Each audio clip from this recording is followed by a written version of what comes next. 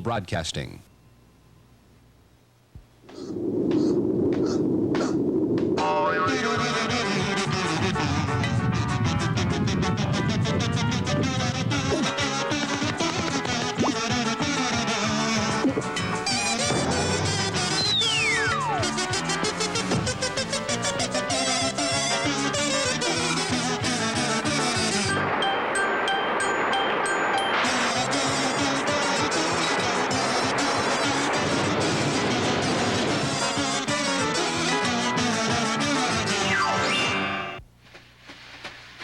You've got your ears and your nose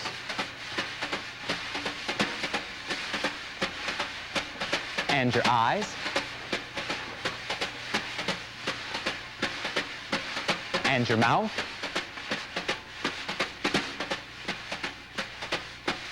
and your hands. For your senses, 5.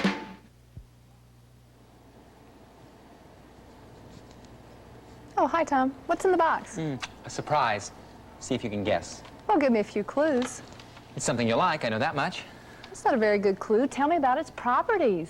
Well, I'll give you 4 S's. Not 3 guesses? No, 4 S's. 4 S's. Where have I heard that line before? I'll give you 4 S's. No, I think it's in the story of the terrible troll and the big blue box. Remember? Once there was a young girl who was walking home from school when she came across a large, solid box by the side of the path. What a marvelous, useful-looking box. I think I'll take it home with me. That's my box. I found it first. You leave it alone. You didn't find it first. I did. It's my box, and I'm going to take it home. Oh, there's only one way you'll get that box from me, and that's if you can name 4 of its properties. Properties? What do you mean by properties? Oh, you don't know what properties are, huh? Well, then you'll never get the box, will you? Can I have 3 guesses? No, but you can have 4 S's. 4 S's? Properties? You're not making sense. I don't know what you're talking about, but I do know I want this box. It's just the right size to put my doggie in. Oh, bother! You got the first one right away. What did I say? Size. That's a property. It begins with an S. You said size. Is that what I'm supposed to be guessing? Words used to describe something? Is that what you mean by properties? No, I'm not going to answer any questions. You just have to guess. And you've got 3 S's left. See if I care. I'm not interested in your silly guessing games anyway. And I don't care if you get angry. I don't care if you get so angry you turn the same shade of blue as the box. Oh, bother! Now you've guessed the second S. All I said was shade of blue. That's a property too, shade. See, I'm smarter than you thought. Now I know 2 of the S's, size and shade. Well, the other 2 are harder, and you'll never guess those. We'll see if I care. It's not such a great box anyway. It's just a dull square shape. Hey, that's another property, shape. Bother, bother, bother! How did you guess that? Now you've guessed 3 of the 4 S's. Size, shape, and shade. Oh, but you'll never, ever, ever, ever guess the 4th one. I hope. Don't be so sure. I guessed the first 3 very easily, and I bet I have the 4th one soon. Size, shape, shade. Those are 3 properties. Now, how else could I describe something? I could talk about its weight, but that doesn't start with an S. It doesn't make any noise. My, this is so smooth. Smoothness! That's the 4th property. Oh, bother, bother, bother, bother. You guessed all 4 S's. You spoiled my spell. Where did he go? Oh, well, who cares? He couldn't fool me with his 4 S's or his properties of solids. And so, the little girl got the box because she found out what the troll meant by properties, and she guessed 4 properties that begin with an S. Size, shape, smoothness, and shade. I can use 4 S's to guess what's in your box. Right. And while you're guessing, we could take a look at some of the different sizes, shapes, shades, and smoothnesses that are around us in the world.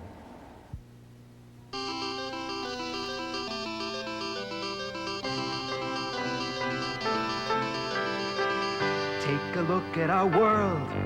Let's see what we can see. Let's see what we can say. We can talk about size.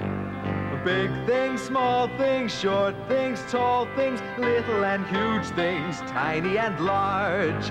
So many sizes, sizes, sizes. We can talk about shape. We see it with our eyes. We feel it with our hands. We can talk about shape. Round things, square things, round things, square things, everywhere square things, and triangles too.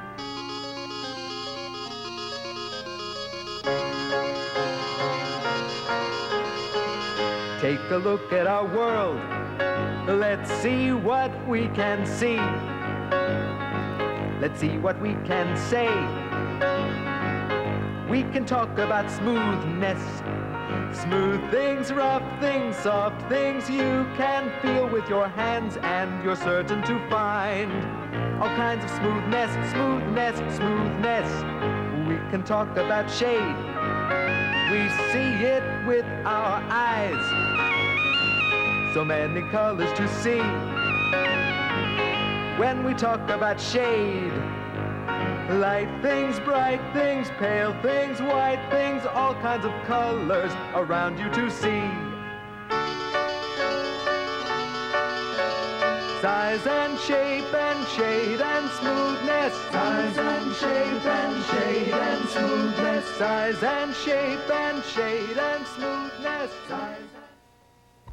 You know, the story didn't end when the troll disappeared, because when the girl bent down to pick up the box, she found she couldn't lift it.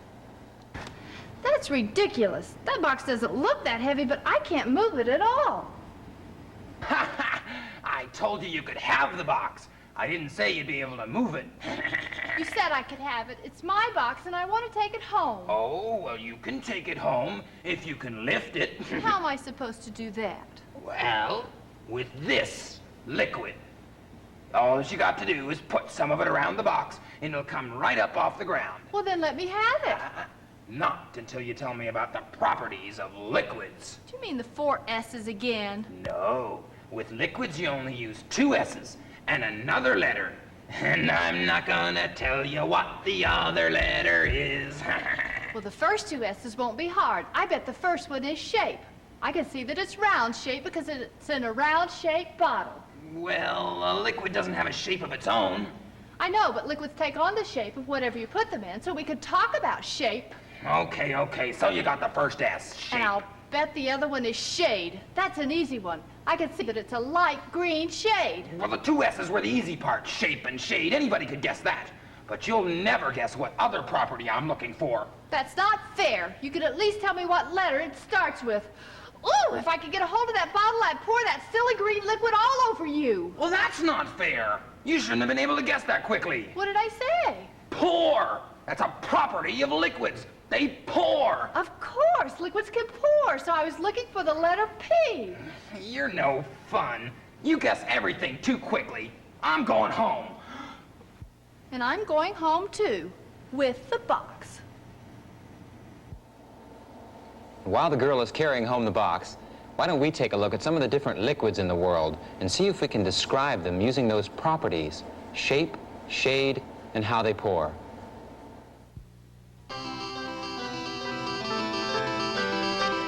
Take a look at our world. Let's see what we can see. Let's see what we can say.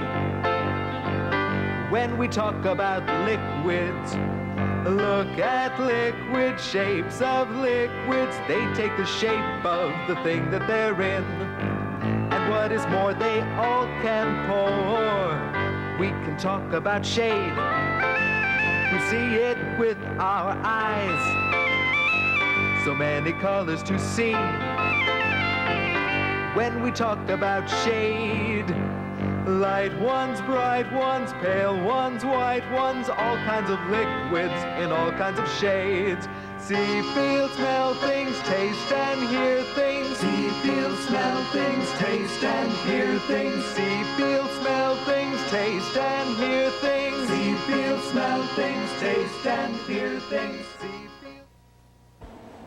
There's a lot of different liquids in the world, aren't there? There's a couple different liquids right here in this room. Here's one, ink.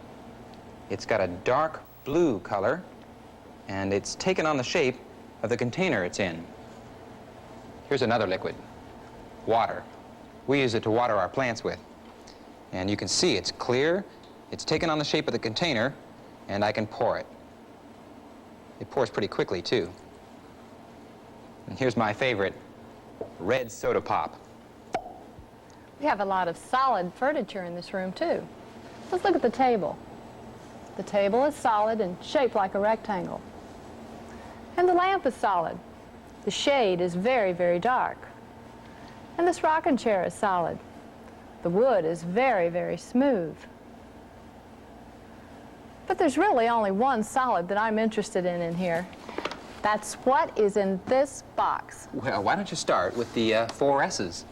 Well, give me a clue about its size.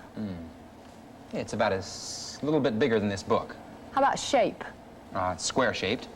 How about smoothness? It's smooth, all right. It's beautifully creamy smooth. Creamy smooth? I think I'm beginning to guess. How about shade? Oh, it's a deep shade of chocolatey brown. Aha! I bet you can't give me a clue about how it pours, can you? No, it's solid. And I'll bet that it's something we can eat. I'll guess that it's a cake. Cake. You're right. Oh, that's beautiful, Tom. Not bad. I'll tell you one thing. I'm not going to need 4 S's or 3 guesses to know how this is going to taste. But you do need your 5 senses, the 5 ways we have of knowing about the properties of matter. The 5 senses are called the sense of hearing. The sense of hearing.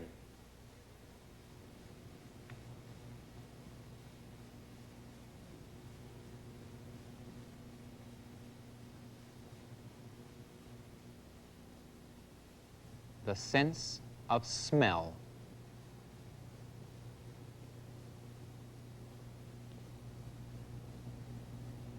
The sense of sight.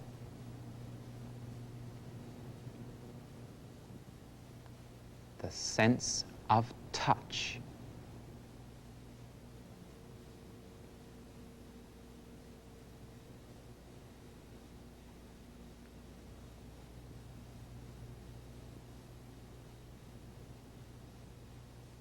The sense of taste.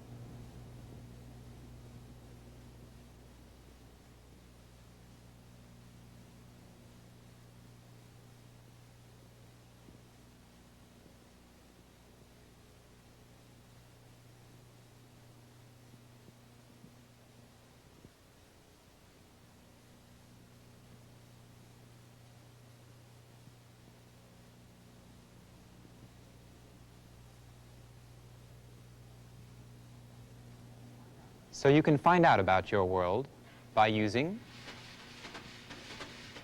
your ears and your nose and your eyes and your mouth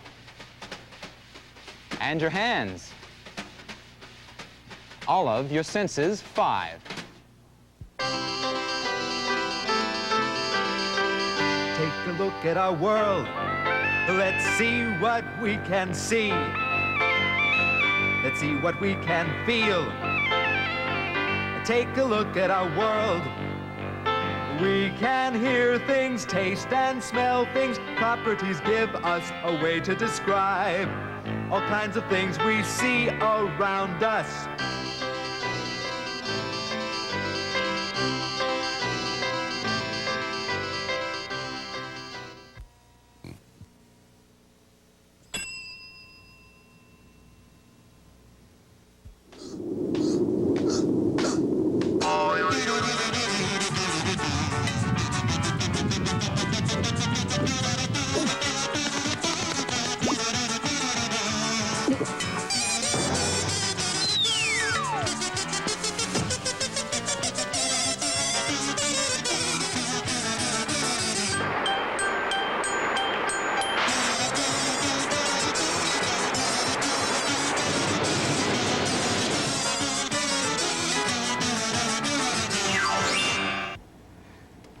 already. It's going to look great when we get the new tile top on it. Hey, I'll go get the box of tiles and then we can get started.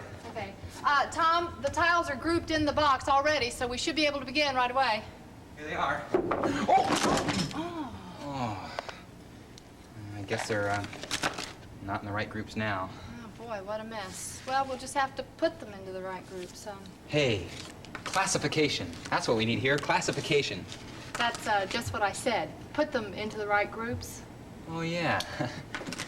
No, I guess to start with, we could group these terrible tiles by one of their properties. Which property are you going to use since you're the one who spelled them? Well, we could group them by different shapes.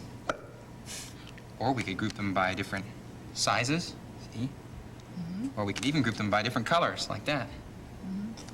Well, I think shape will be our easiest property since we have 3 different shapes here. We've got triangles, and we've got circles, and we've got squares. Okay, well, why don't we group them by shape right away, and then we get on with the fun part of laying out the pattern. Okay, let's put the squares over here. Okay, circles on this side here, Okay. and triangles in the middle. Okay, I'll go through and pull out the squares. Yeah, I'll look for circles. Circle, circle. Squares. Some more Circle. triangles. Circle. Squares. Okay, keep them separate here. Square. Okay, some more For you. triangles. Triangle. Oh, great. That's finished. We have them all grouped by shape. Now we can get on with the pattern. Where do the instructions say to begin, Linda? All the tiles should be put into- Oh, no. Tom, listen to What? what this says. Before you begin to work your design on the tabletop, all the tiles should be put into groups of the same color. Color? Oh, we just got them all grouped by shape. That's one of the facts about matter, I guess. You can group it in so many different ways. We just happen to choose the wrong way this time. Well, let's start over again. How about this Okay. time we put all the light-colored ones on this side over here? Okay, and then we'll put all the dark ones over here. Yeah, and how about this color here in the middle? Okay, that's a good idea. You see what's going to happen now, Tom? All of the shapes are going to be mixed up. Oh, right. That's because we're grouping by a different property now. See, over here in this yellow pile, we're going to have square ones and triangles and circles, but they'll all be the same color. That's because shape just isn't important in this grouping. We have to pick out the shade. See? You know, putting things into groups by one of their properties is a very important part of our world. Let's take a break from these terrible tiles and look at some of the ways we use grouping. Many of the foodstuffs we buy are classified by weight. Eggs are sorted into different weights on a special machine.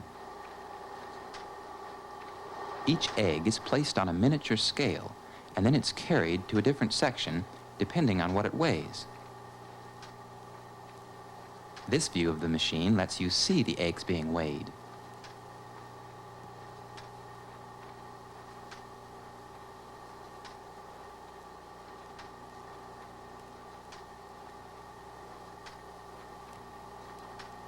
When the eggs have been weighed, they move along to the next stage of the packaging process.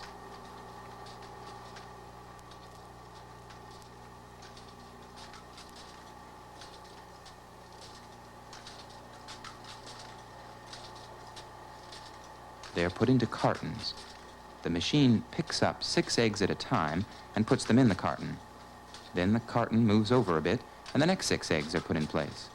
When the carton is filled, it moves along the conveyor belt, ready to be packed in a box for shipping to the store. Eggs are a very important part of our diet, so an egg packing machine like this is kept busy all day classifying and packing the eggs. When we go to the store, we choose the eggs we want: small, medium, large, or extra large.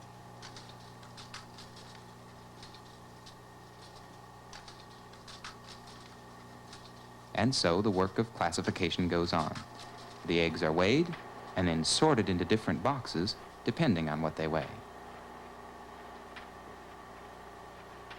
Here's another example of classification.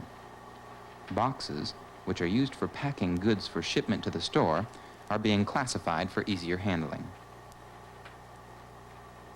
The short, flat boxes go one way on the belt. The taller boxes go in another direction.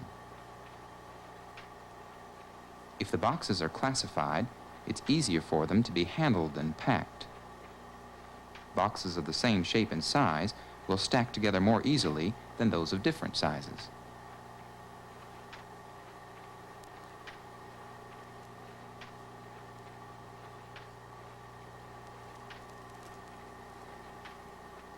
Boxes are used for packing many things, so factories have to be able to move them quickly and easily. Boxes which are classified and carefully stacked can be moved on automatic trucks, so the job can be done more quickly. Classification is important in many ways in our life. Can you think of some other examples? Well, that was a nice break, but I guess we better get back to work and get these tiles put onto the... Okay, let me look at the instructions here.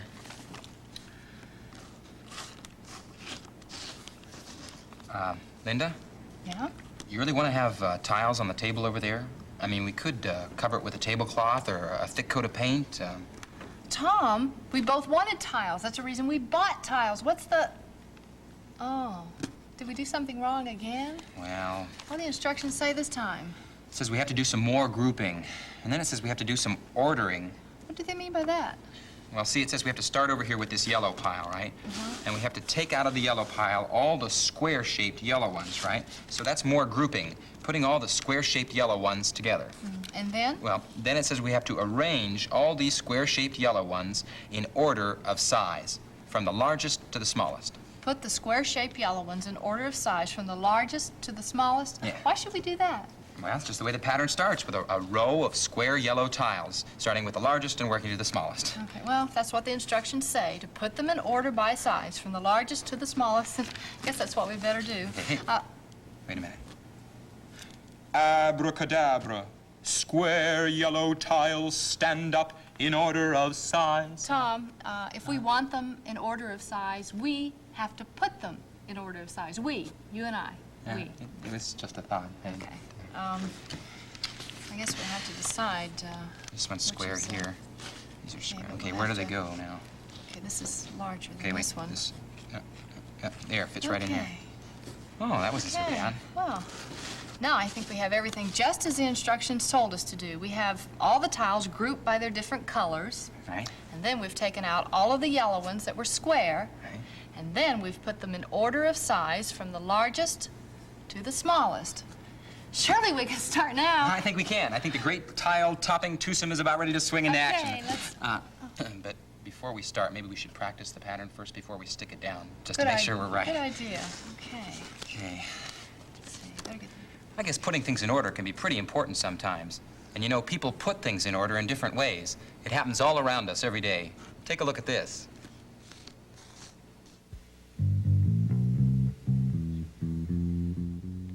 We've already looked at some examples of classification. What about a supermarket? Think of how classification is used there. The different types of products are put together in different parts of the supermarket.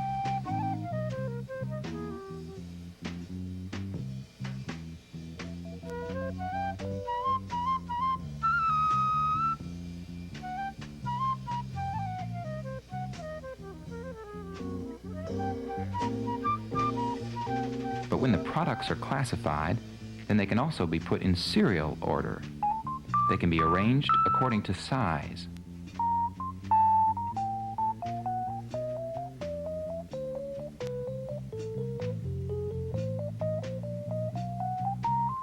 And how about a hardware store? Just look at all the ways serial ordering is used in a hardware store.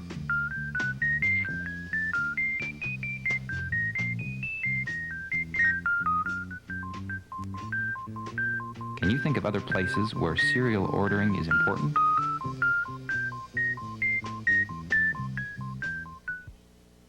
And there are times when putting things in order and putting them into groups is important too. Can you imagine a shoe store if the owner didn't know about putting things in order or putting them into groups?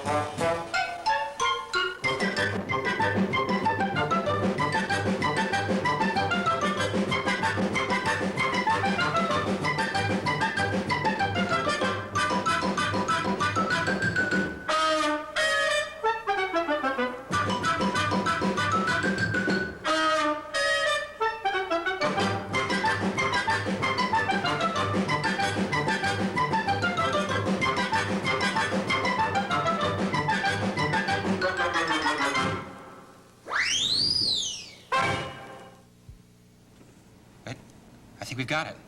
I think the pattern's just like the instructions say. Take a look. Take a look.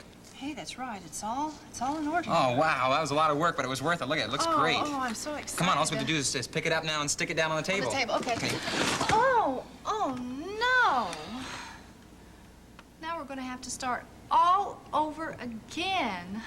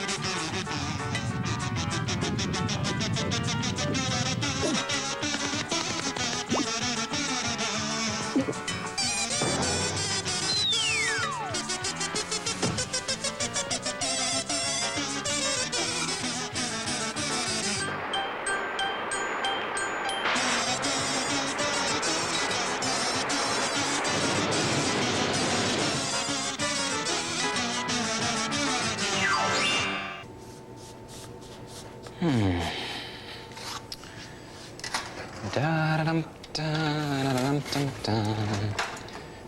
Da-dum, dum, da-dum, dum, dum, dum. Da-da-dum, da-da-da. I love fresh bread. And I really like making my own bread. This is going to be raisin bread, and all I have to do is add the raisins. Only we didn't have any raisins, so Linda went next door to see if... Here you are, Tom. Here's a handful of raisins that I borrowed. Is that all? Yes. That's not enough for a whole loaf of raisin bread. Oh. Well, here. See, the recipe says to add 250 grams of raisins. You didn't tell me that. You just asked me to borrow a handful of raisins, and that's what the neighbors gave me. Yeah, I meant a double handful. Only your hands are probably smaller than mine, so it still wouldn't have been right. I didn't make myself too clear. Guess that's not a very good way to measure things, by the handful. I guess it is better to measure all the ingredients carefully. Oh, and not just with bread. Careful measuring is important with all kinds of matter. That's one of the nice things about matter. We can measure it. And if we measure it correctly, we can borrow the right amount because we can tell someone exactly how much we need. Right. You know, there was a time when people didn't know much about measuring matter. They used to do just what I did. They measured everything against their hands and their arms. People would talk about something being as wide as a finger. They called that a finger width. And if something was as wide as 4 fingers, they called it a hand width. And things that were longer than that, they measured in arm lengths. And maybe you can already guess how that kind of measuring got them into all sorts of difficulties. But listen to what happened to one person in those long ago and faraway times. Once upon a time, there was a man who was very, very proud. He thought he was the most important person in the world, and he thought he was the most intelligent person in the world as well. He wanted everybody else to think he was terribly important and terribly intelligent, too, so he was always thinking up ways to make himself look important and intelligent. One day, the very proud man decided that a new suit of clothes would make him look even more important. But of course, he couldn't go out and buy the fabric for his new clothes himself. He was far too important to do a job like that. So he called to his neighbor's child and said, "I'd like you to run an errand for me. Here is some money. Go to the fabric seller and get me some fabric that is 6 arm lengths long and 10 handbreadths wide. When you have purchased the fabric, take it straight to my tailor and tell him to make it into a suit." So the neighbor's child ran off to buy the fabric. He had it measured very carefully so that it was exactly 6 arm lengths long and 10 handbreadths wide. And then the neighbor's child took the fabric to the tailor and asked him to make it into a suit. A few days later, the new suit arrived at the proud man's house. He couldn't wait to see how important he would look in his new clothes, so he decided to try on the suit right away. "What's this?" he shouted as he struggled to get into his new clothes. "Everything is far too small and far too tight. What was that silly child doing?" He sent for the neighbor's child, who said, "I did exactly what you told me. I ordered a piece of fabric that was exactly 6 arm lengths long." He held out his small arm, and when the proud man saw the size of the child's arm against his own, he said, "How stupid I have been. I was so busy thinking about how important I am that I didn't stop to remember that your hand and your arm are so much smaller than mine. It seems that what we have here is a suit for you." He gave the child the brand new suit of clothes. "And it also seems to me," he added, "that I have learned 2 things. First, I have learned that it is very foolish to be so proud. And second, I have learned that it's time somebody thought up a better way to measure things." And somebody did. They decided to have what we now call standard measurements, so that we can all talk about a measurement and mean the same thing. So if we have something solid like these raisins, we measure in grams to see if we have enough. And if we have something liquid, like the milk we're using for our bread, we talk about how many liters or parts of a liter we'll need. And if we're talking about how long something is, like this table, we measure in meters. So for measuring, we use liters and meters and grams. There's a story about liters and meters and grams. It's a story you can all join in. You see, there are blanks in the story where words have been left out, so you can join in and put the words in the blanks. The words you will use are liters and meters and grams. If you listen very carefully, you will know when to come in with your word. There once was a fellow who needed some water. He needed the water for a drink for his daughter. He went to his neighbor. His neighbor said, "Neighbor, how much do you need?" "Oh," said the fellow, who wasn't quite sure, "a meter will do, or a little bit more." "A meter of water? You don't mean a meter. There's a much better measure. You're needing a volume is measured in liters, and so it's liters of water, not meters, you know. When measuring volume, the answer's much plainer if instead of a stick, you use a container." The next day, the fellow was needing some string. He needed the string to tie round a thing. He went to his neighbor. His neighbor said, "Neighbor, how much do you need?" "Oh," said the fellow, who was quite sure he knew, "I guess I'll get by with a small gram or 2. "A gram piece of string?" said the neighbor. "Oh, no, we don't measure length by the gram, don't you know? We've a measure for length that's really much neater. When measuring length, we do it by the..." If you're measuring length, a scale's not what you pick. You measure off string with a good measuring stick. Then one day the fellow was needing some rice. He needed the rice just because it was nice. He went to his neighbor. His neighbor said, "Neighbor, how much do you need?" "Oh, well," said the fellow, who was taking a guess, "a liter will do. Can you spare me that, yes?" "A liter of rice? Oh, that's not what you need. A liter of rice, good gracious indeed. When we're weighing out foodstuffs like rice and cooked hams, we're measuring mass, so we measure in..." If you measure that way, your measuring will fail. You don't need a container, but you do need a scale. So now the old fellow has figured it out. Let him tell you what measuring matters about. When we're measuring volume, we measure in liters. When we're measuring length, we measure in meters. When we're measuring mass, we measure in grams. Just see what a very smart fellow I am. And so the old man finally learned which type of measure we use for measuring volume, and which we use for length, and which we use for mass. And he also found out what instruments we use for measuring each of those things. Right. He found that if we're measuring volume, we can use something like this. There are markings on the outside of this that show how much liquid is in the container. If I add liquid and fill the container up to this mark, I have exactly 1 liter of liquid.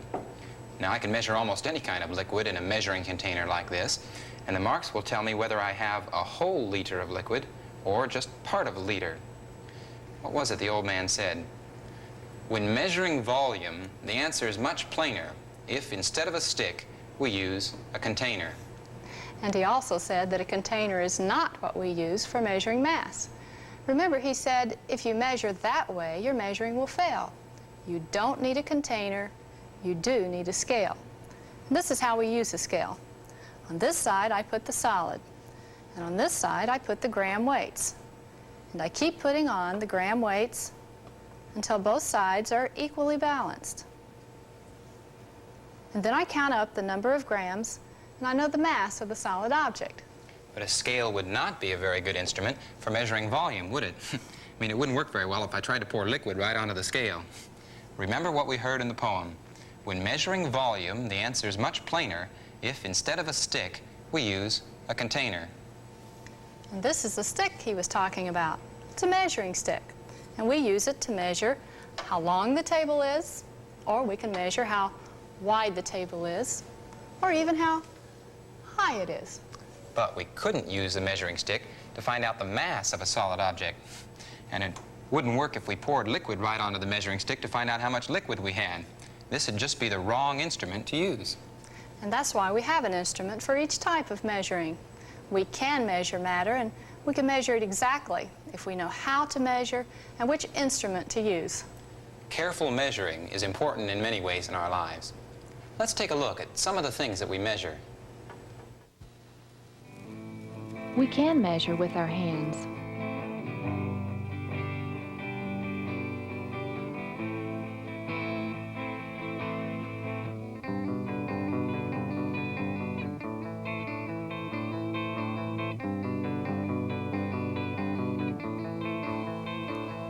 But the measurement may not always be the same, depending on the size of the hand and whether we measure with a closed or open fist.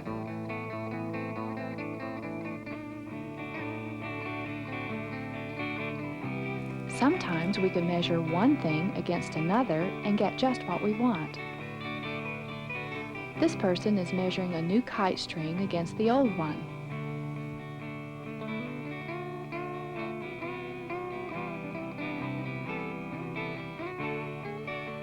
But sometimes we need to use the right measuring instrument to find out if we have enough of what we need. Imagine what a house would look like if the carpenter did not measure correctly.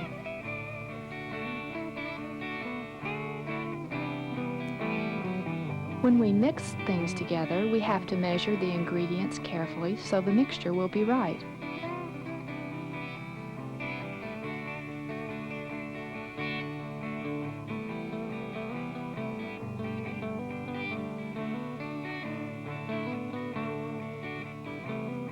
Here we see the ingredients for cement being carefully mixed.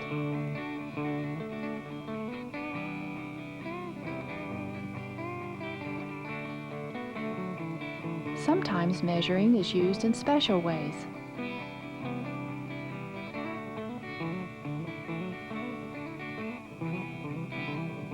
Here we see fossils being measured so scientists can work out what prehistoric animals might have looked like.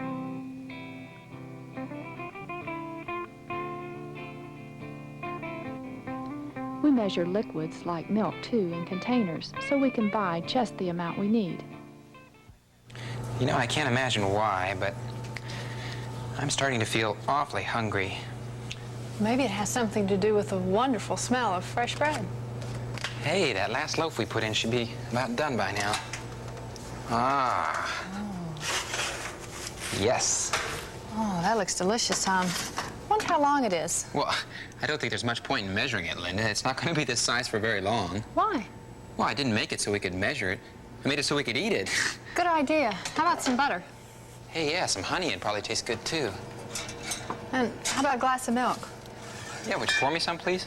Sure.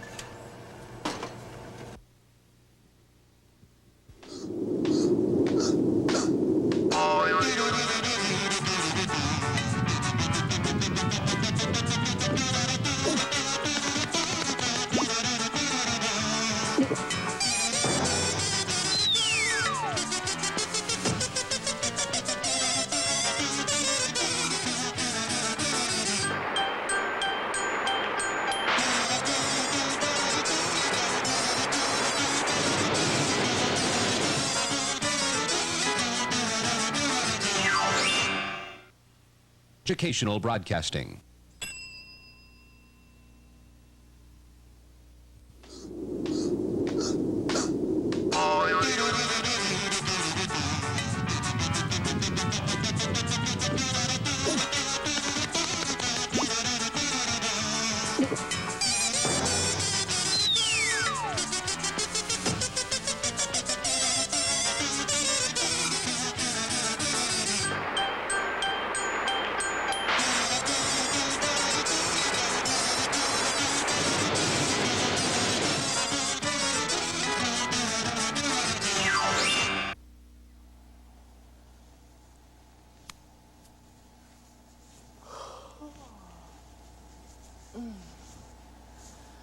I'm bored. Tom, what we need are some changes around here. What do you mean by changes? I don't know. Changes so that things look different somehow. Well, we could use a change shop. A what? Yeah, it'd be like a store, only inside there'd be all the different ways you could change matter. You and I could go inside and pick the change we like the best. Hey, a change shop. That's a great idea. I can just imagine it. The chain shop.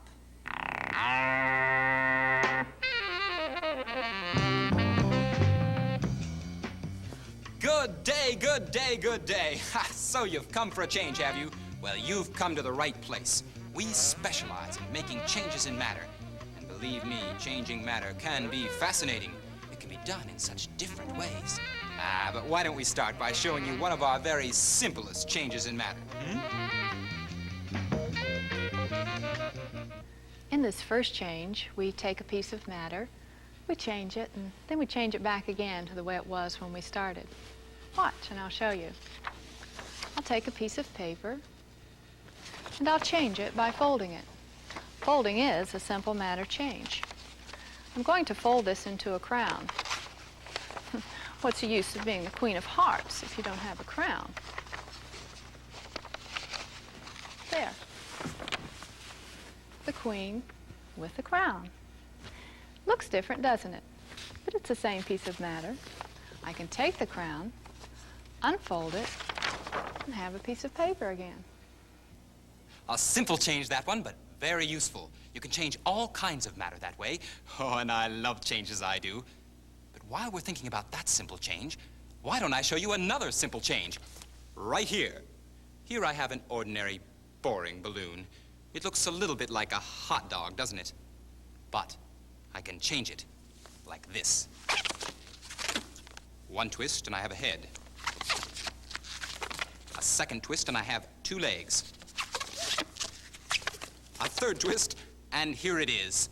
I started out with a hot dog shape, but I end up with a dog shape.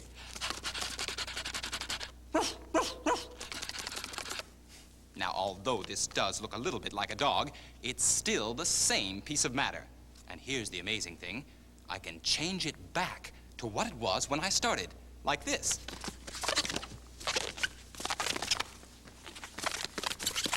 And here we have it, an ordinary, boring balloon. Now, we've got a whole range of changes like this, simple changes that are quick, easy, and you can always change them back if you change your mind.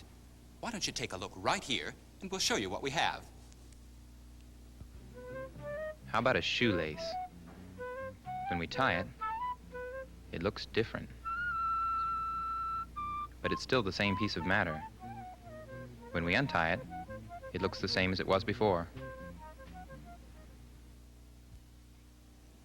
Changes, that's certainly what we specialize in here. And now for a change of pace. Here's something a bit different, because these changes are changed in such a way that it would be very extra superbly difficult to ever change them back again. Here's a choice. Who'd like a nice, thick slice of steak? You would? Or maybe you'd rather have some ground steak on a bun. Well, we can have this steak just as it is, or we can have it ground. Let's grind it, shall we? Oh, but wait. If we put this meat into the grinder and change it, we cannot change it back again. No, it would be very extra superbly difficult to change ground steak back into a slice of steak, wouldn't it? But if it's ground steak that you want, here we go. Grinder, grinder, grinder of mine, change this meat by grinding it fine. Changes like this are hard to undo. I'd remember that if I were you. What? You say you wanted a slice of steak? Oh, too late, I'm afraid. I warned you. Changes like these can't be changed back. With some changes, you have to be very, very sure you want them before you make them. There's lots of changes like that. Look at these. Metal can be changed by being pressed or by being squashed. This car will be squashed flat by a big press.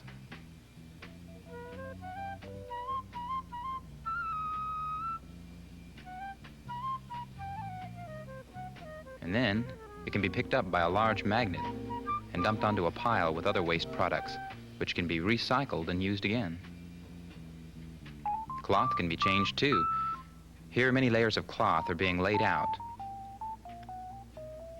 so that one pattern can be used to cut out many garments at one time.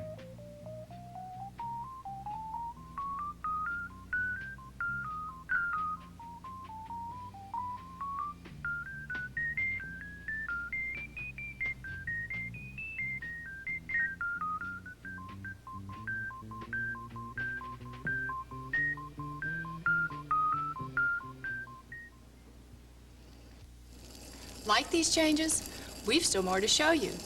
I haven't shown you my favorite matter changes yet.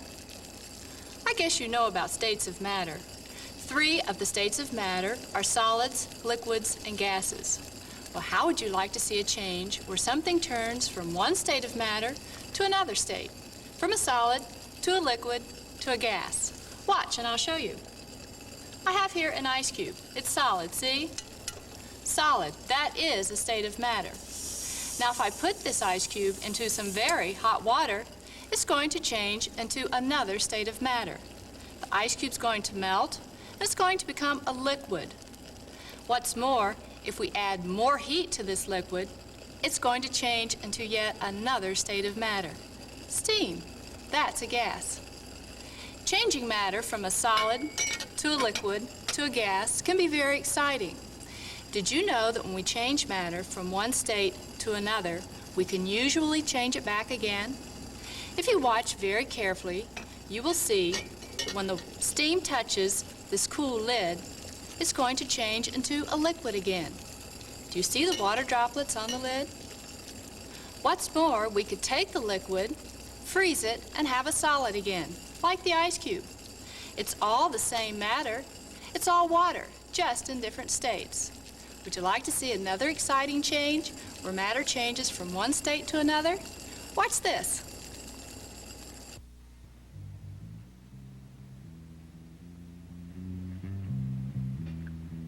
Steel is usually hard, but it can be changed into a molten state by being heated. You can see it's liquid as they pour it out to test it.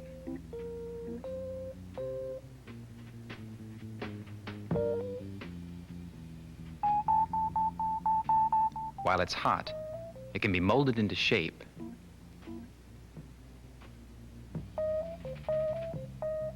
And then it can be rolled out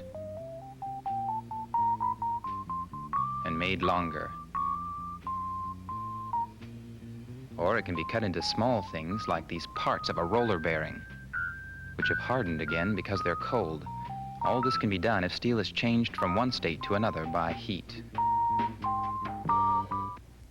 Exciting, exciting, exciting. I told you changing matter was exciting, didn't I? Ha! I love changes, I do. Hey, would you like to see some more? Well, then let me show you something special-tacular, huh? You like that word? Special-tacular. We save that word for our most exciting changes in matter.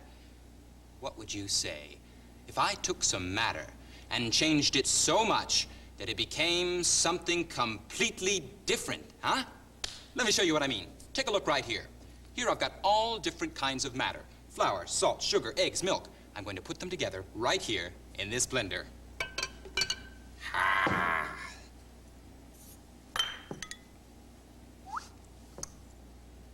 In we go.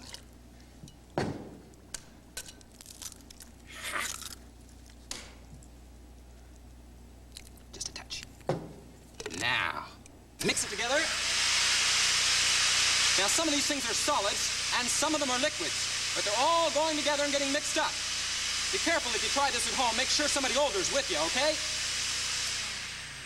Now, let's take a look. I don't have eggs anymore. I don't have milk anymore. I don't have sugar or salt anymore.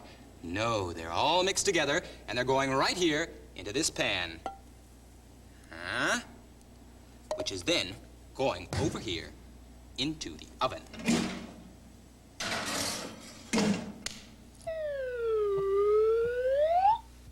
And here we are, a cake. Ha! Now that was a really exciting change in matter, wasn't it? I started out with all different kinds of matter, and I ended up with something completely different. And you all know it would be very, very, very extra superbly difficult to change this cake back into all those things I started with, wouldn't it? Well, I'm sure you'd like to see another change like this one. So why don't you take a look right here?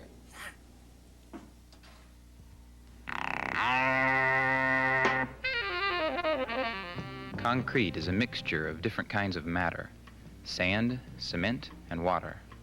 It can be poured into a form before it's hard, and then it can be smoothed out and made flat. When the forms are removed, we have a good, strong sidewalk. Concrete can also be used for making other things, like buildings.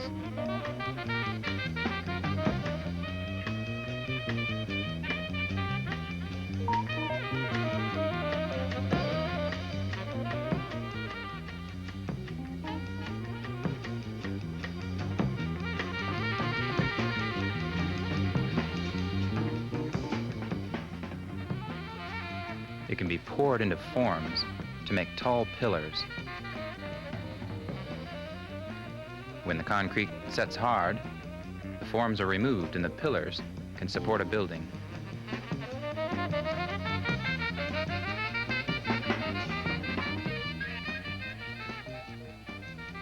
Concrete is used for many different things in our world.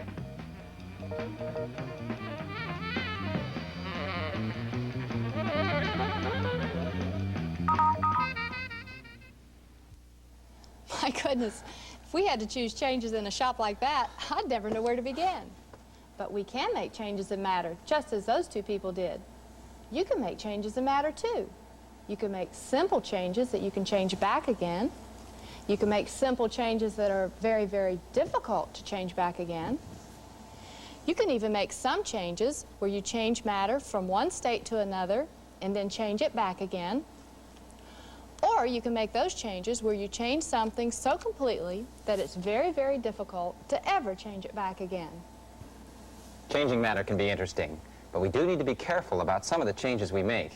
Here's a nice way to use fire to bring about a change: cooking meat so we can eat it. But how about this?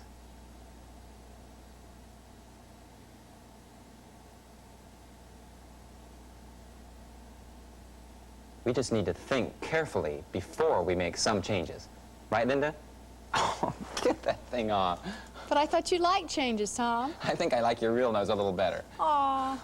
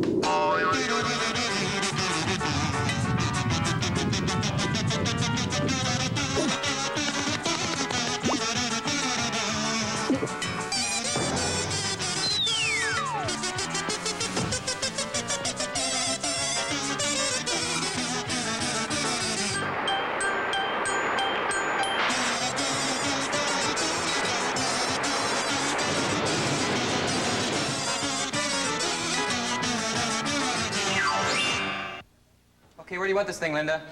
Over against the wall, Tom. Okay, ready? Go. Linda, what are you doing? I'm pushing.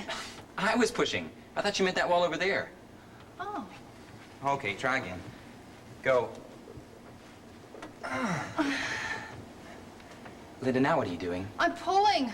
I was pulling. Did you say you wanted that thing?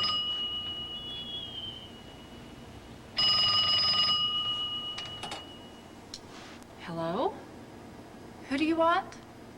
Alice. Alice who? Alice in Pushpullville?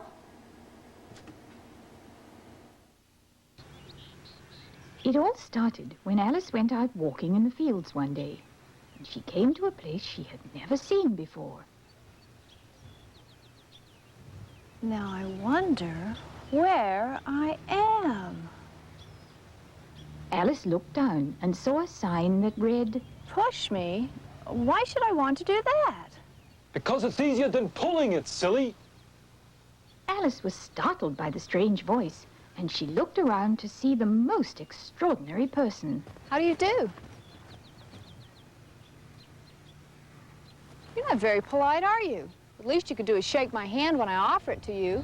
How can I shake your hand if you don't pull my string? Why should I do that? Can't you move your own hand? Well, of course not. I don't have very good muscles. In fact, I don't have very many muscles. Or you can move your arms and legs and things because you got a lot of muscles. Not very big ones, I suspect, but they're muscles just the same. Most folks around here don't have much in the way of muscles, so we can't make things move. Nothing moves by itself in Pushpullville. Pushpullville? Is that where I am? Well, of course. Now, can't you read the signs? Push me, pull me, pull me, push me. Why?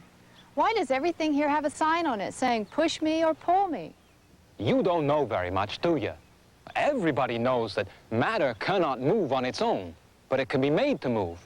And mostly it's made to move by being pushed or being pulled. But I don't understand. If you don't have muscles and you can't move and you can't make other things move, how does anything ever happen here? And why all these signs? Because every now and then somebody with muscles comes along, like you, and then everything gets a chance of being moved around for a while. Otherwise, we have to rely on natural forces like gravity and magnetism, and on things like air and water to move us. I bet you never even stopped to think about how useful muscles are, did you? Well, look at this, and think about muscles for a while. People use their muscles all the time. It's your leg muscles that make it possible for you to push the pedals on a bicycle. It's muscle power you use whenever you push or pull something. And muscles are needed to push the oar through the water so a canoe will move. You see how lucky you are? Now, why don't you use those muscles of yours to some good purpose and push me around a bit so I can see more of the world? Good gracious, where did that come from? How did that happen? You really don't know anything, do you? It was pulled down by gravity. You do know about gravity, I suppose. Well, I know something about it. Gravity is a force that pulls everything towards the center of the earth. So if I let go of something, it will fall, like this apple did. Well, harumph. You're almost right. Actually, it didn't fall. The object is pulled down by gravity. Come to think of it, I feel gravity pulling right now. I need to sit down. Sit down? Where? I don't see anything to sit on. Well, something will drop by directly. Suddenly, Alice heard a loud thump, and there was a wagon in the grass. Gravity again. Now be a good girl and pull the wagon over here so I can sit in it. Alice didn't think a wagon would be a very comfortable place to sit.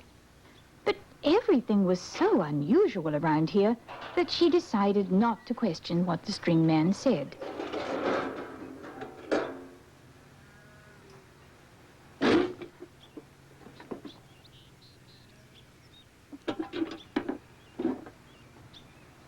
There, is that better? Thanks. Now, let's take a rest for a while and see how gravity works in the world where you come from. Because gravity pulls everything down, we can use it to help us in many ways.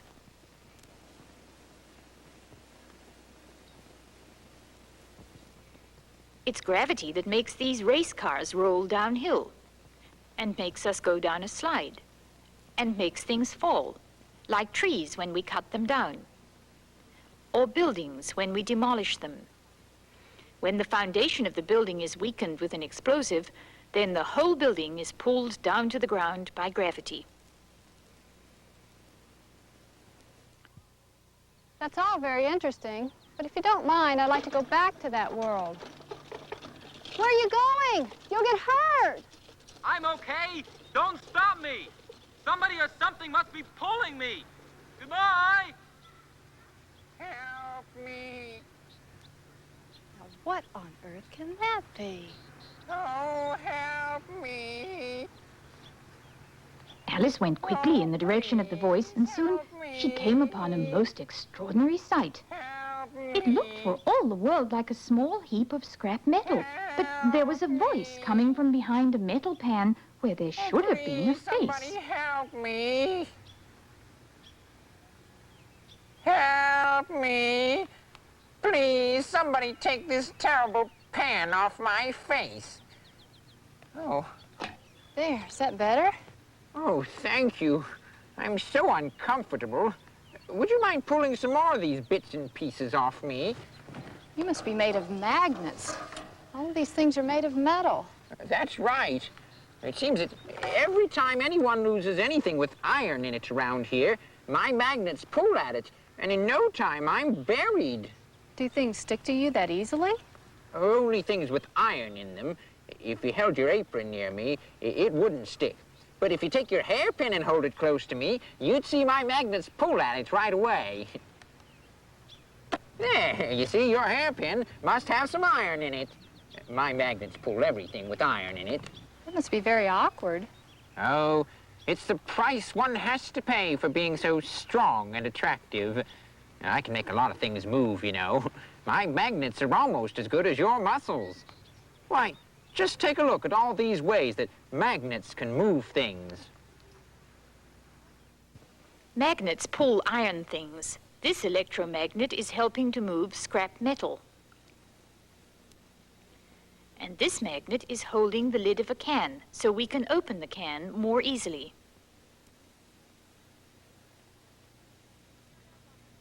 There are lots of ways we use magnets to hold things for us in our homes and in other ways in our daily lives.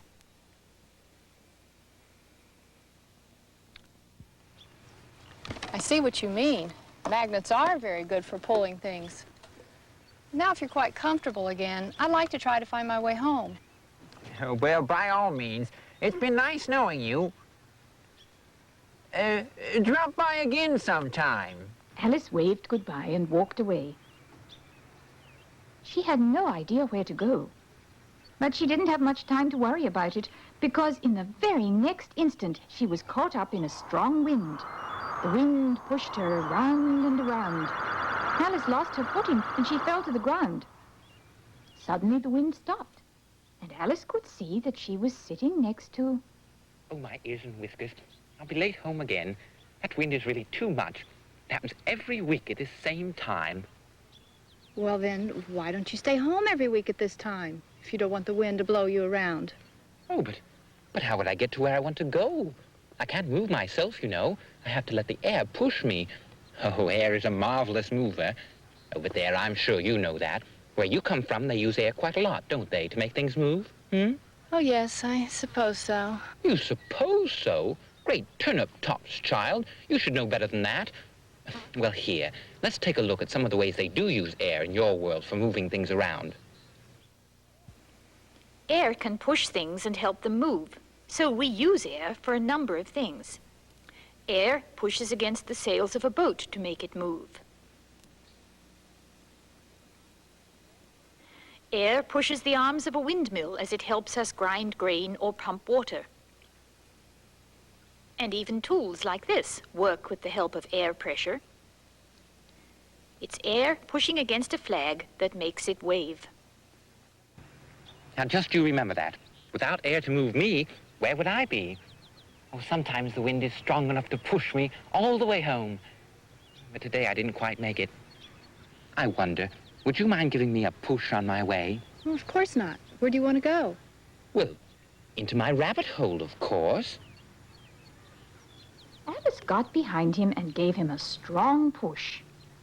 The white rabbit rolled over and over and over and disappeared. He's home now, but I'm not. All these pushes and pulls aren't doing me very much good. Muscles and magnets and air. Help me! Please, somebody, help me! Help me! Help me!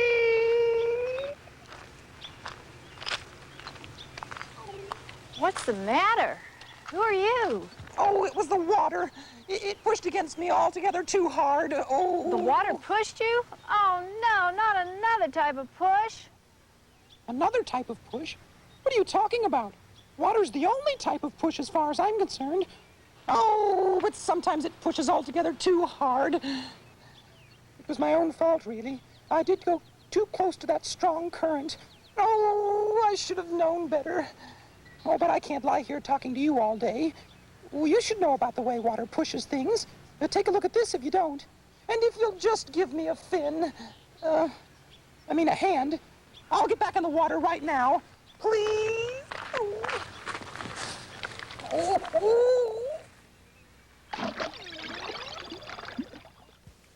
Water is a useful natural force. It can push against a wheel and turn it to help us grind grain. As well as washing these apples, the water pushes them towards the packing place. Water can be used to help keep down dust and flying sparks that might start a fire when a building is being demolished.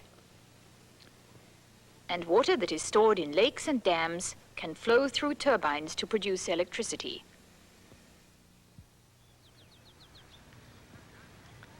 Well, that's all very well. So water can push things too. That doesn't help me find my way home. I just don't know where to go. Alice looked all around. And then she found a door that she hadn't seen before. It was marked, "Push me." Well, I might as well try it. So Alice went up to the door, and then she went through it. And that was the end of Alice's adventures in Pushpullville.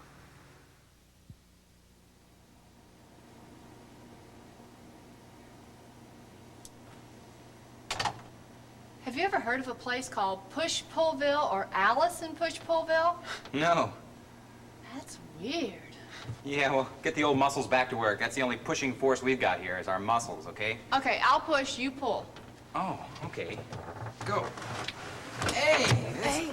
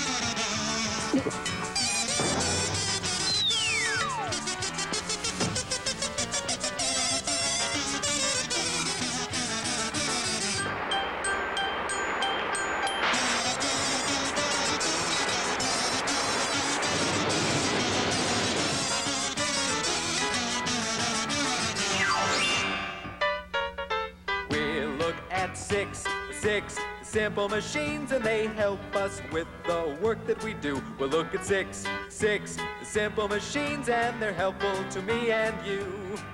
The first is the lever to lift and pry, and the second is the inclined plane. Since it's sloped like a hill, you can push things high. The third is the wedge with the tapering edge. The fourth has threads and can turn, it's a screw. And the fifth is the axle and wheel. Sixth is the pulley, it's perfect for you to use in connection with changing direction. We'll look at six simple machines, and they help us with the work that we do. We'll look at six simple machines, and we'll take a look at these two. When work is hard, try a lever or two to lift the weight and work for you. A hard push or pull is simpler, you'll find, if you get some help from a plane that's inclined.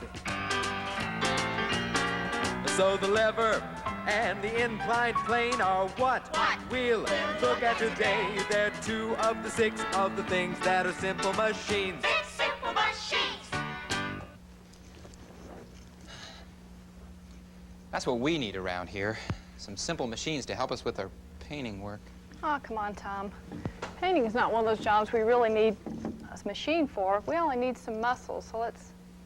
Tom, I thought we were supposed to be painting. Reading's more fun. What are you reading? Another one of your favorite pirate stories? Maybe you've heard tell of those two wicked pirates of old, Barney and Pete. It seems that one day these two daring adventurers accidentally came across a treasure chest half buried in the sand. Barney thought it was a wonderful find, and he sat down in the sand to stare at the chest and dream about all the marvelous things that might be inside it. But Pete was too excited to dream. He wanted to take the treasure chest home right away and show it to his friends. "Let's see what's inside it right away," he said to Barney. "We can't see inside," Barney told him, "until we lift the chest out of the sand." "Well, let's lift it out right now," said Pete. Barney lay on the sand and watched as Pete took hold of the treasure chest and pulled at it with all his might. He pulled and he pulled and he pulled, but the treasure chest would not come out of the sand. So Pete tried pushing it. He pushed and he pushed and he pushed, but the treasure chest absolutely refused to move. "You'll never move it by yourself," Barney told him. "The force of your muscles isn't strong enough. You'll need a simple machine to help you." "A simple machine?" asked Pete. "What sort of a simple machine?" "Oh, a lever should do it," said Barney, and he turned over in the warm sand to go to sleep. "A lever," said Pete. "That's right, I need a lever." He ran along the beach until he found a strong piece of wood about 1 meter long. "Here we go," he said, coming back to the chest. "Now I have a lever, and we can lift the box out of the sand." He pushed one end of the lever deep into the sand under the box. "Now I'll push down on this end of the lever," he said, "and this treasure chest will soon be free." But it wasn't quite as easy as that. Pete pushed down on the end of the lever as hard as he could, and although the chest began to move a little bit, it certainly did not lift right out of the sand. Barney opened one eye and looked at his friend. "Get a longer lever," he said. "The longer the lever, the easier the lift, you know." "A longer lever?" said Pete. "Oh, yes, that's what I need. The longer the lever, the easier the lift," he chanted as he ran to find a longer lever. And the longer lever worked perfectly. He slid one end of it deep into the sand and under the chest, and then he pushed down hard on the other end, and the treasure chest was lifted free. "At last!" shouted Pete happily. "The treasure chest is ours. Now we can open it and see what's inside." Well, I suppose you'd better stop here, Tom, so we can get back to our painting. Yeah, but you have to admit that Barney and Pete had the right idea. I mean, they used simple machines to help them with their work. But we don't need any machines with this work. All we need is our muscles. Well, I don't know. I think we could use a good, strong lever around here. Whatever for? Oh, to save my poor old legs from going up this ladder. Here, I could sit on one end of the lever, and you could push down on the other end, and then I'd be right up there at the top of the wall without having to do any work. Come on, let's try it. Oh, that might work, Tom, if you weren't so heavy, but I can't lift you like this. Oh, well, let's try a longer lever. The longer the lever, the easier the lift, remember? This should do it. Okay. Go ahead. Ready? See? See, I told you a simple machine could be helpful around here. There's only one thing wrong, though, Tom. You're nowhere near the ceiling, which you're supposed to be painting. I don't think the lever is the answer to this problem. Well, maybe not. But I still think the lever is a very useful, simple machine. Can you think of times when a lever is used to make work easier? We use levers in many ways in our everyday lives. A casting rod is a lever. So is a canoe paddle.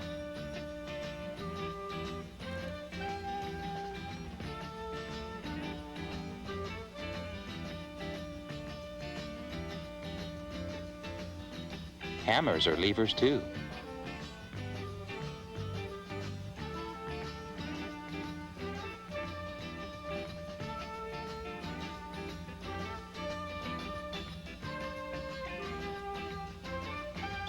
And here's one kind of lever at work in 3 different situations.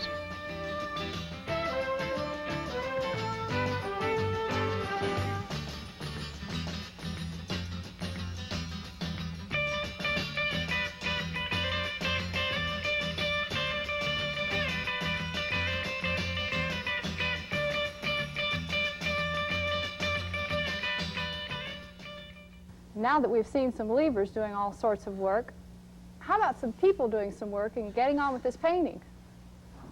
Don't you want to find out about what happened with Barney and Pete's treasure first? Oh, all right. Let's see.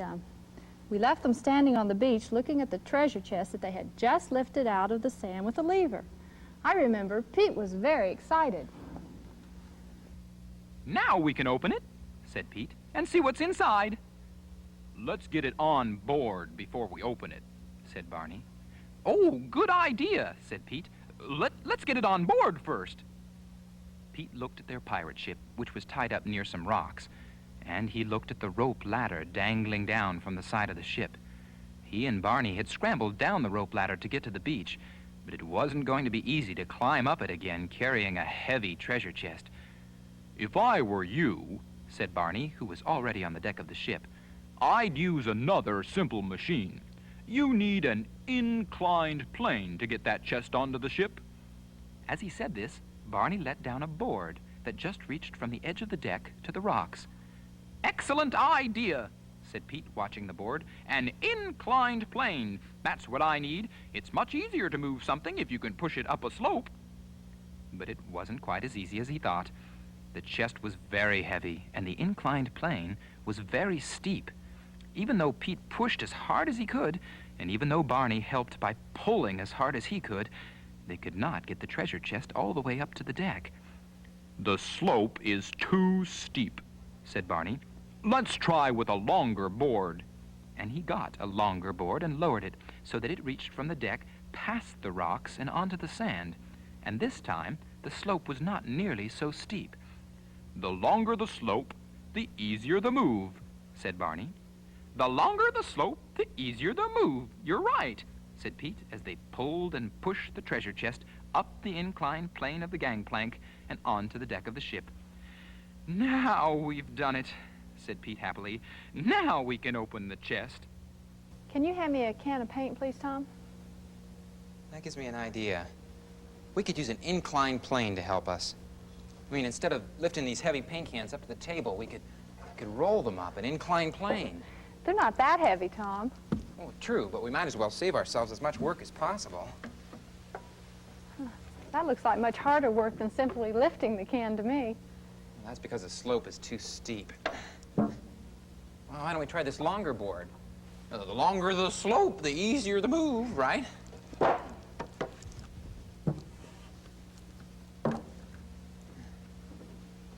While you're busy rolling a can of paint up a slope, let's take a look and see how the inclined plane is really helpful in jobs that would really be too hard to do without some help.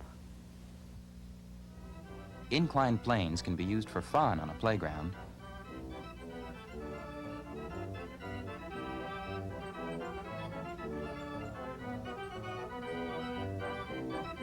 Inclined planes can be used to make work easier. They can be used to help load and unload heavy baggage and freight.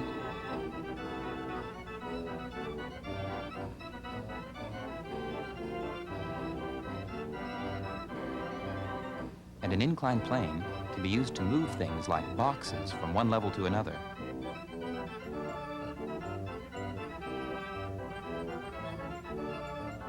Inclined planes are useful in much of the work that we have to do.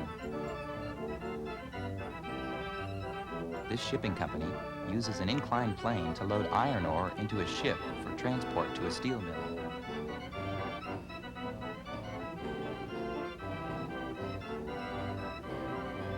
And here's an inclined plane being used to load new cars onto a train for shipment to automobile sales companies in various cities.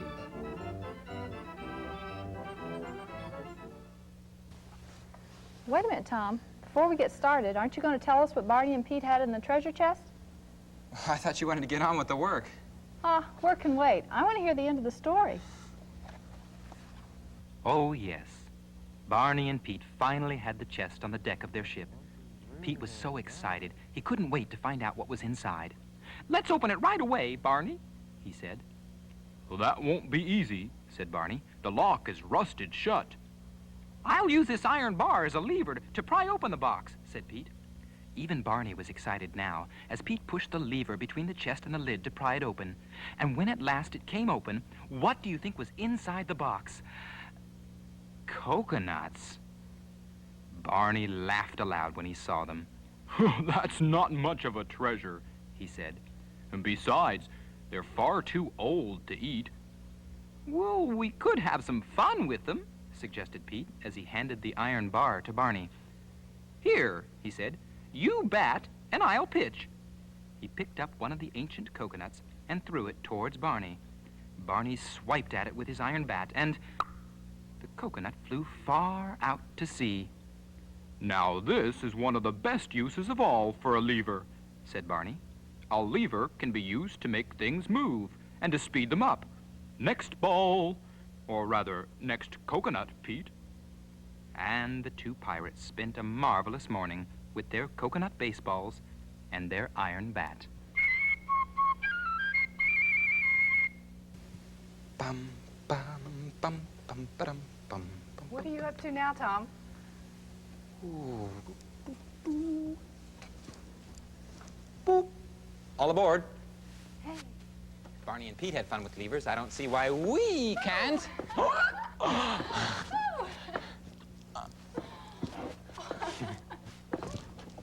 Whoop.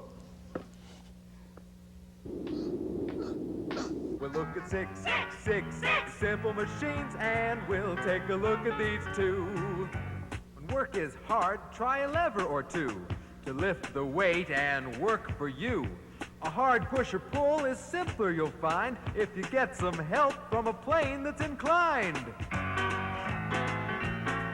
So the lever and the inclined plane are what we'll look at today. They're two of the six of the things that are simple machines. Simple machines.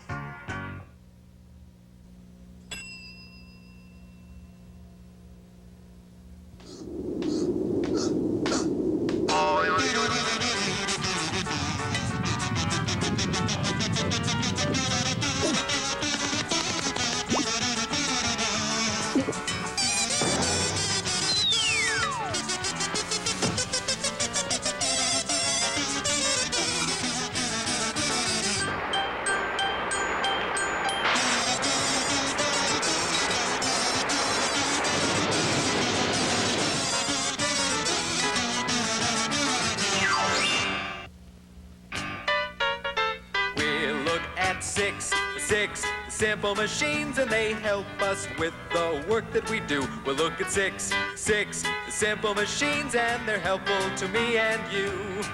The first is the lever to lift and pry, and the second is the inclined plane.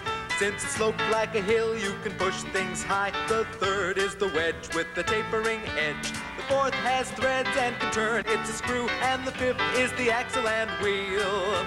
Sixth is the pulley, it's perfect for you to use in connection with changing direction.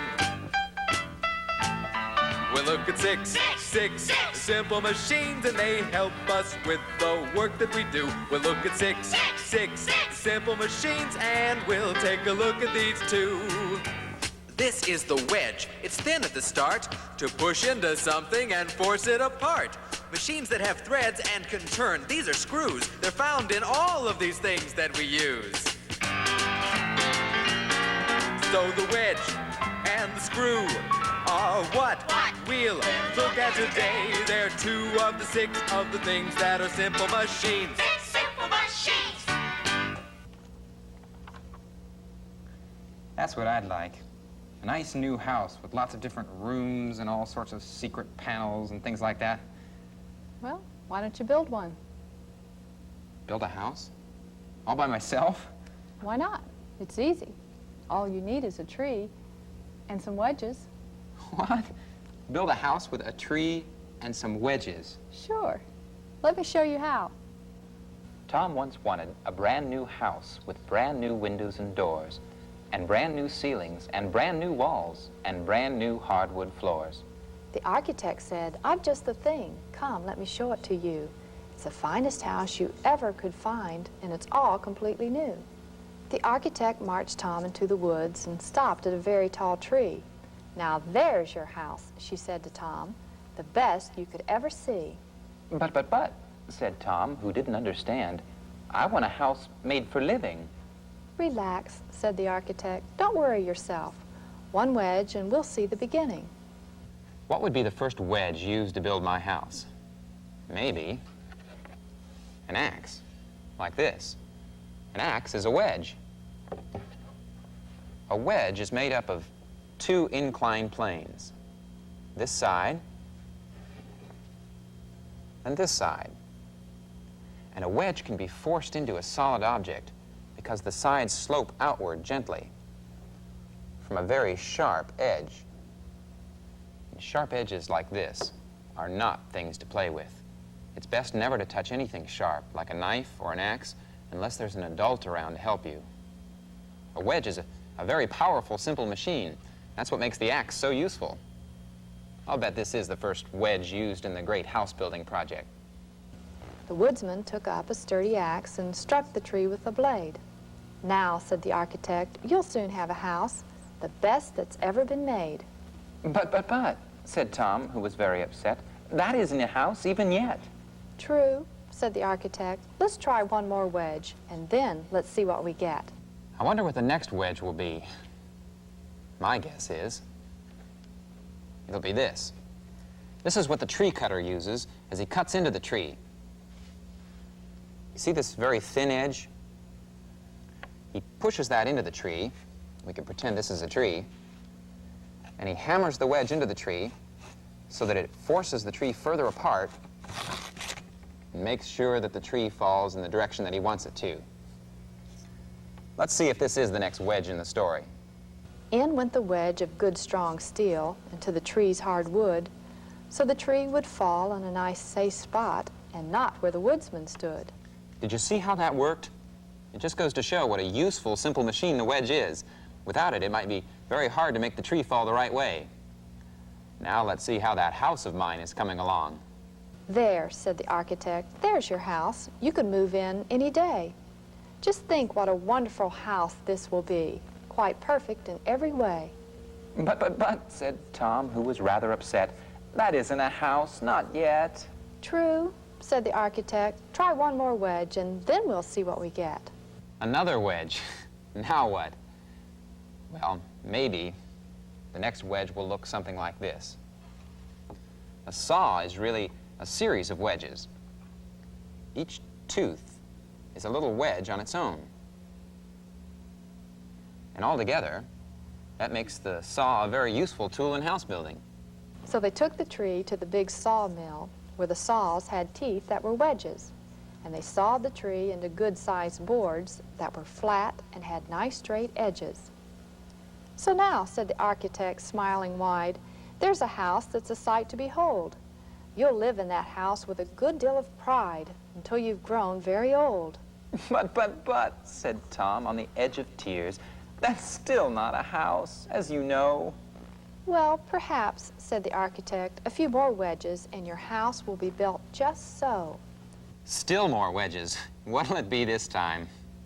Well, maybe these will be the next wedges to go into my house. The point of a nail is a wedge, too. You see how it's thicker at this place, and it gets thinner toward the point? That's so it can be forced into wood easily. Now, surely, with all those wedges, we'll have something that looks like a house pretty soon. The builder took up the hammer and nails and nailed all the boards up tight. And there was the house, just as neat as could be, a very attractive sight. Why, thank you, said Tom. How clever you are. Not at all, she replied. It was fun. A tree and some wedges, that's all that you need. And look, your house is done. I'm not sure I'd ever hire you to build my house.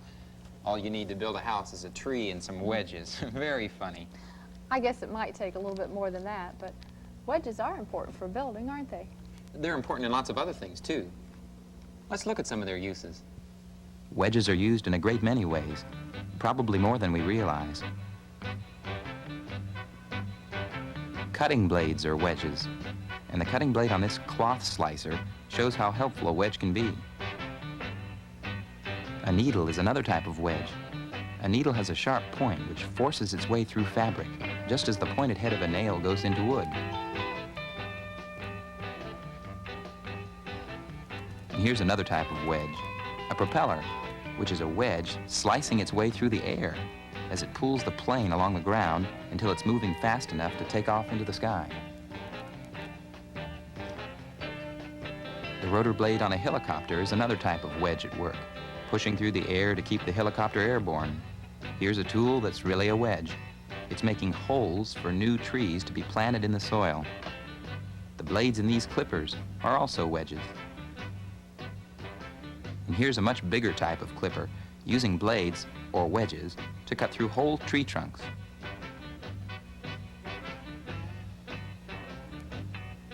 Can you think of some other wedges which are used for cutting? You know, if I really did have a brand new house, I think I'd celebrate it by having a party. Good idea. Would you invite me? Sure. Do you have any smart ideas about a nice way to organize a party? Like your ideas on house building? No, but I do know of one simple machine that would completely spoil your party if it weren't there. Well, that's okay. I don't want to hear about it. Okay. On second thought, maybe you better tell me about it, so I'll be sure to have that simple machine around next time I do have a party. Okay. Let's find out about Tom's disastrous party. Tom planned a party in his brand new house. His 10 special friends were there. But the party was ruined by a simple machine which they just couldn't find anywhere. The first guest wanted a drink of pop. She had a glass already filled with ice. But the lid wouldn't turn because the screw thread was gone. She had to drink just ice, which wasn't nice. The second guest said that water would do. Try the faucet, said Tom, at the sink. But the faucet wouldn't turn. The screw thread was gone, and the poor guest just couldn't get a drink. The third guest wanted to turn on more light to see what kind of food was on his plate. But the screw at the end of the light bulb was gone, so he just had to guess at what he ate. The fourth guest wanted to have a snack, and she thought a jar of nuts would be enough. But she couldn't get them out. The screw lid had no screw, so she went on being hungry, which was rough. The fifth guest wanted to play the guitar to get a little dancing going on. But the instrument was flat, and she couldn't tune it up because the tuning screws, all of them were gone. The sixth guest wanted to sit on a bench. It collapsed at the moment that he sat. Every screw was missing that held the legs in place, and without the screws, the bench just fell down flat. The seventh guest was bitten by an insect on the arm, and she wanted to rub on some salve. The tube was full of cream, but she couldn't get it out because the screw inside the lid it didn't have. The eighth guest had broken her toe that day. She needed crutches to get along the hall. But the crutches wouldn't work because the screw in one was gone, so she couldn't join the party fun at all. The ninth guest wanted to go out the door to get some fresh air to clear his head. But the handle wouldn't turn, the screw in it was gone, so he went out by the window ledge instead. The 10th guest wanted to play a game, and ping pong looked like lots of fun to him. But the game was no good. The net screw was gone. There was no chance at all that he could win. So the 10 special friends were not too pleased by the party Tom invited them to. All this fuss was caused by a simple machine that was missing from that party, the screw. It's hard to imagine how one simple machine could spoil a whole party. But of course, that was just a story, and I don't suppose that all those screws would be missing at the same time. But there's no doubt that the screw is an important simple machine. A screw is really an inclined plane wrapped around a rod.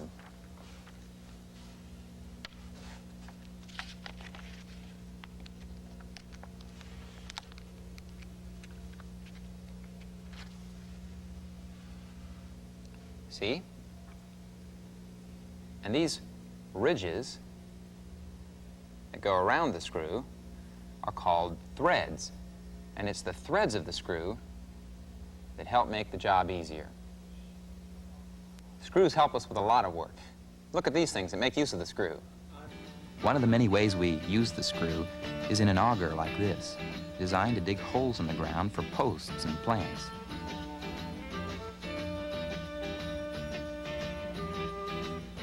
Here the screw is being used to dig holes to plant a row of young trees.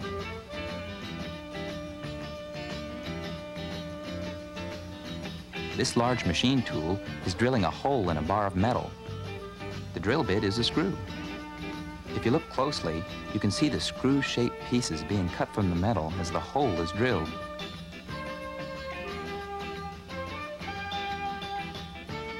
We can also find the screw at work on the farm as the combine harvester goes to work harvesting a field of wheat. The combine separates the kernels of wheat from the rest of the plant and stores them in a bin on the side of the combine. When the bin is full, the wheat is augered out of the bin and into a truck for transport to a grain elevator. Linda, do you want to come help me with these balloons? Sure. Well, what are they for? Oh. A party. The people in the story can have a party. I don't see why we can't.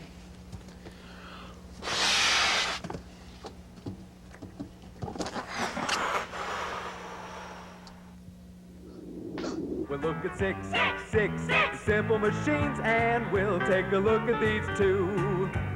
This is the wedge. It's thin at the start to push into something and force it apart.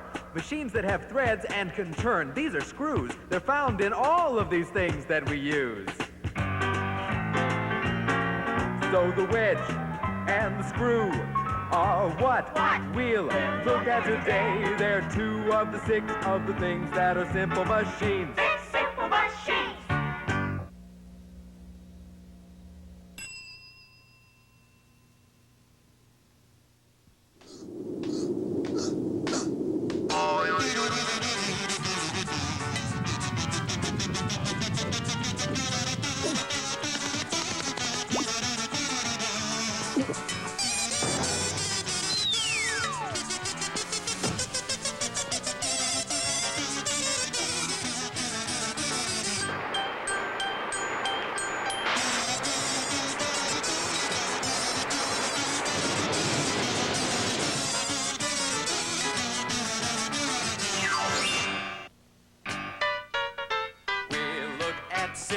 Six simple machines, and they help us with the work that we do. We'll look at six simple machines, and they're helpful to me and you. The first is the lever to lift and pry, and the second is the inclined plane. Since it's sloped like a hill, you can push things high. The third is the wedge with the tapering edge. The fourth has threads and can turn, it's a screw. And the fifth is the axle and wheel. Sixth is the pulley, it's perfect for you to use in connection with changing direction. We'll look at six simple machines, and they help us with the work that we do. We'll look at six simple machines, and we'll take a look at these two. The wheel and the axle are most everywhere. For making work lighter, they're a most helpful pair. The pulley can help us in work that we do, to lift and lower and change direction too.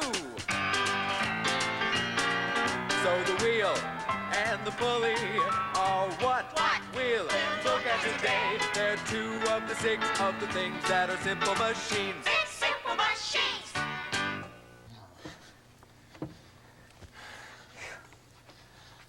Ah. adventure certainly isn't my favorite type of entertainment. Especially when we have to do it all with muscle power. Remember what that song said about the wheel and axle helping to make work easier? I wish we'd thought of that. If we put some wheels under this chest, we could have moved it much more easily. Okay, next time we move this stuff around, we'll arm ourselves with some nice round wheels. And an axle. Don't forget the axle. Of course. The wheel by itself is not a simple machine. There has to be an axle. You are so right. Look at that. It's a good thing this old hippo of yours isn't real. Can you imagine trying to move a real hippopotamus without wheels? You'd have been in real trouble back in the days before wheels if you had a real pet hippo to move around whenever you went somewhere.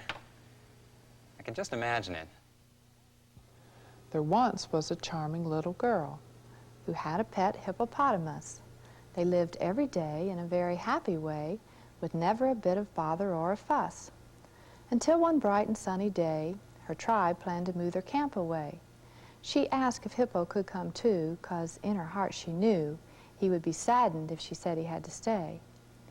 Now, Hippo gets so tired when it walks, and the camp was such a long way away, so the Hippo wouldn't go. He refused to move a toe and decided that that was where he'd stay. So the girl got behind him and pushed, and she hoped she could slide him along. But if you've ever tried to make a hippo slide, you'll know she was very, very wrong. So the girl got in front and she pulled, but the hippo stood firm as a stone. And the girl said, "Okay, there's simply no way I'll ever move this hippo on my own." Her father, who was kind and thoughtful, said, "Perhaps we could roll him along. Let's see if we can find some logs of the kind that are round and a stone that is extra specially strong." So they found the logs and set the beast upon them, and they pushed the stone to make it move ahead. Then they moved the roller forward, and they wished they had some more wood. "This will take us many days," the father said. So the little girl was forced to leave behind her hippo, 'cause they did not have a way to move a load like that. So the hippo simply sat as the little girl went sadly on her way. That's a sad story. Poor old Hippo. Just because they didn't know how to move him. Well, the roller idea was all right for some things. But it wasn't nearly as good as the wheel and axle. A long time ago, before wheels were invented, people used to move things by putting them up on rollers. The only trouble was the rollers kept slipping out the back, so they had to keep picking them up and putting them around in the front again. The wheel and axle can be used in a way that, well, it doesn't slip out the back. So you can keep your object moving along with a lot less trouble. If the little girl and her hippo had been alive today, the story would have been much different. It might have had a happier ending. There once was a charming little girl who had a pet hippopotamus. They lived every day in a very happy way, with never a bit of bother or a fuss. Until one bright and sunny day, the girl had to take herself to school. And she took the hippo, too, 'cause she never really knew that a hippo in a school's against the rule. Now, a hippo gets so tired when it walks, and the school was such a long way away, but the hippo wouldn't go. He refused to move a toe and decided that that was where he'd stay. So the girl got behind him and pushed, and she hoped she could slide him along. But if you've ever tried to make a hippo slide, well, you'll know she was very, very wrong. So the girl got in front and she pulled, but the hippo stood firm as a stone, and the girl said, "Okay, there's only one way I'll ever move this hippo on my own. With wheels and an axle that turns, I can move this remarkable load. Just get me some wheels, and I'll show him how it feels to go rolling right along the road." And right then and there appeared some wheels and some axles, a bus.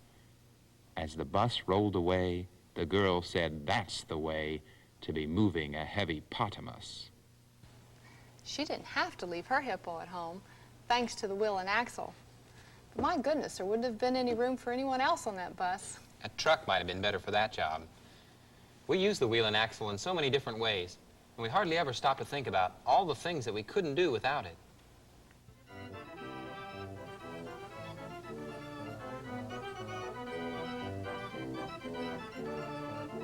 Steering wheels, car wheels. Where are they going, these axles and wheels? Moon buggies, more wheels, wheels and axles turning everywhere.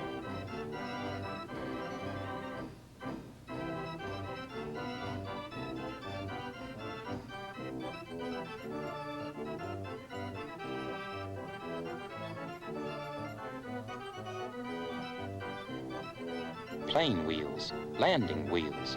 Where are they going, these axles and wheels?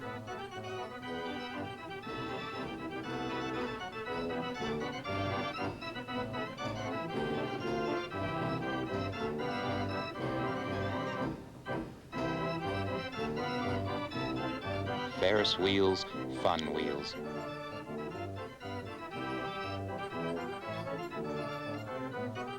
Axles and wheels we can use just for fun.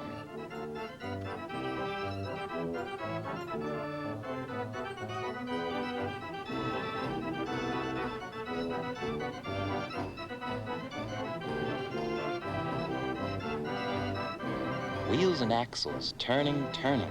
Simple machines helping with work. Wheels and axles, turning, turning.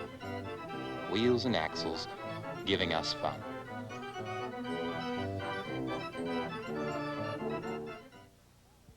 And as well as those wheels and axles and lots of others, we also have wheels with teeth that work together.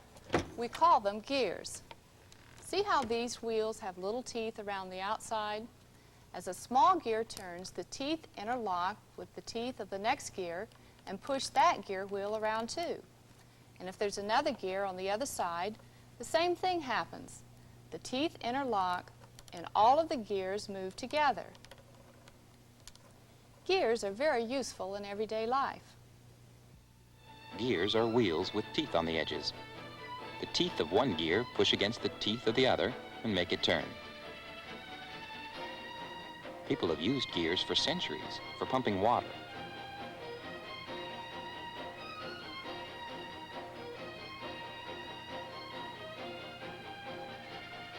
For grinding grain, and for many other purposes.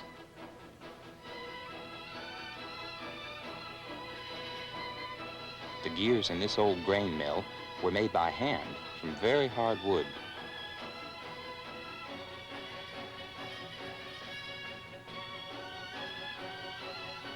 Nowadays, most gears are made by machine, and many are made from metal, so they'll last longer, even when they operate at very high speeds.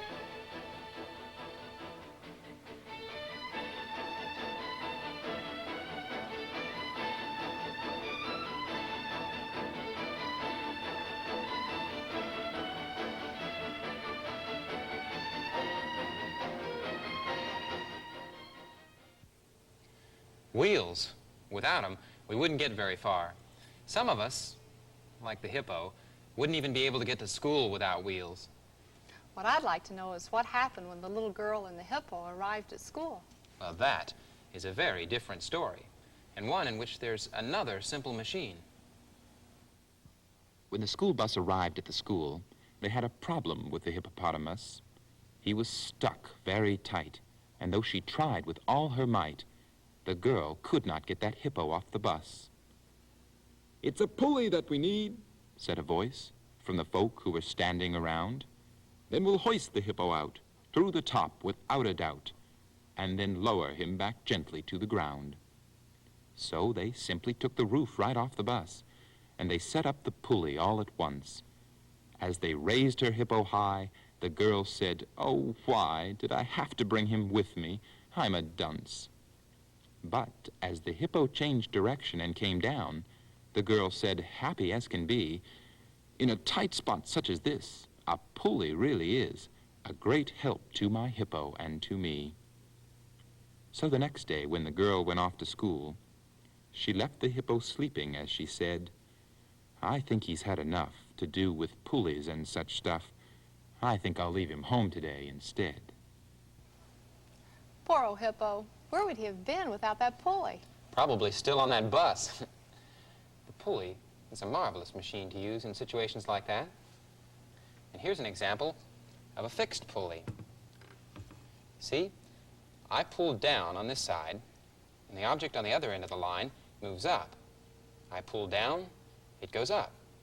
And if I want to let my object down, I let the line on this side go up. I pull in one direction, and the object moves in a different direction.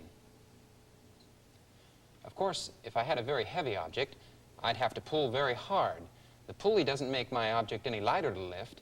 It just makes it easier to move in the direction I want it to. Sometimes we can make things easier by using 2 or 3 pulleys together. We've probably all seen pulleys at work. Maybe not moving a hippopotamus, but in some of these situations, maybe.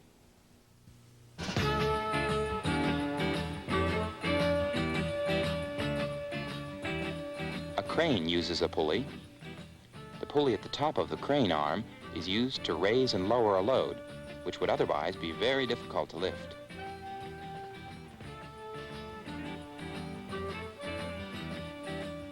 A microphone boom in a television studio uses pulleys too. The pulleys help to change the direction of the microphone and to position it closer to or farther away from the actors.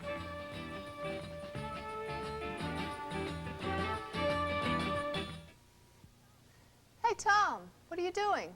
We still need to take this chest up to the storage room.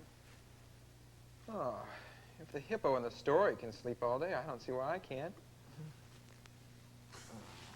All right.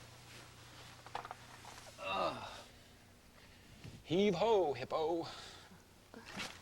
Goodbye.